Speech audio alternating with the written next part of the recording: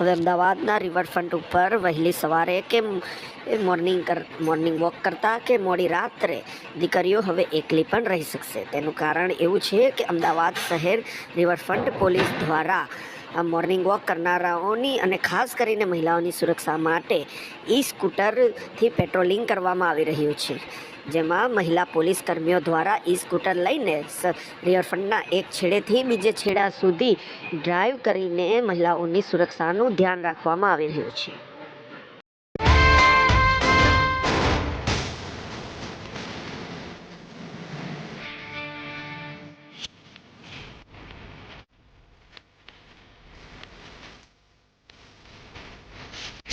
से आन मेरी मैं तुमको ना छूने दूंगी, जान चाहे चलनी.